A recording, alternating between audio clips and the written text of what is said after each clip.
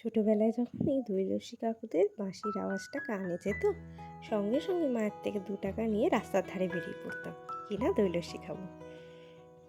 নমস্কার, কেমন আছেন আপনারা সবাই? একটু আড্ডার একটি নতুন ব্লগে আপনাদের অনেক স্বাগত। ওই যে দূরে গাছগুলো দেখতে পাচ্ছেন, ওর বীজগুলো এমনভাবেই আছে মনে হচ্ছে যেন একজন বৃদ্ধ লোকের দাড়ি। কি গাছটার নাম আমার মনে নেই। মন্দিরটি দেখুন নতুন হয়েছে, বারাসাত মায়ের মন্দির। এছাড়া বাবা ভোলেনাথ আর পাশে মনসা মায়ের মন্দিরও আছে। চলে এসেছি ঘরে, তো চলুন এরপর ঘরে গিয়ে একটা পরিপাটি বিছানা দেখব, আর মনটাতে হবে অনেক শান্তি। মনে হবে কতক্ষণে জামাটা ছেড়ে একবার বিছানায় গড়িয়ে নেব। কি তোমাদেরও তাই হয় তো? আমারও কিন্তু এই একই রকমই হয়। তো চলো একটু রেস্ট নিয়ে নিই।